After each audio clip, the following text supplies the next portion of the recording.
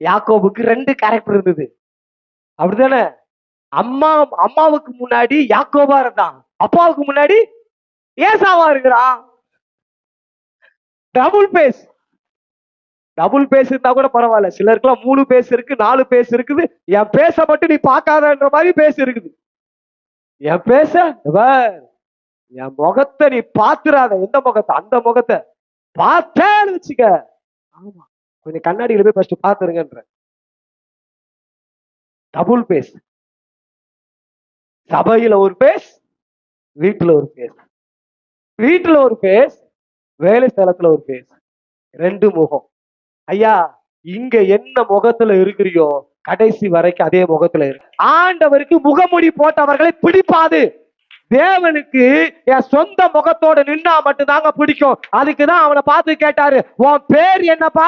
அன்னைக்கு நீ இந்த உலக தகப்பனை ஏசான்னு சொல்லி ஏமாத்திட்ட.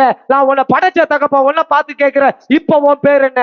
ஐயா, அவனை நான் ஏமாத்தினேன், ஆனா உங்களை ஏமாற்ற முடியாது. தாயின் கருவுல இருக்கும் போதே என்னை தெரிந்து கொண்டவன். இப்ப நான் சொல்றேன், உண்மையா என் பேர் யாக்கோபு தான். அப்ப சொல்ற, தம்பி யாக்கோபு சரியில்லைப்பா, உன் பேரையே மாத்திடுற, நீ இனி இஸ்ரவேலாரு. சபையில ஜெப வீர, வீட்டுல சபையில ஜெப வீராங்க, நீ வீட்டுல சண்டை வீராங்க. இங்க எப்படி இருக்கிற? உன் பர்சனல் ஜெபத்துல எப்படி இருக்கிற?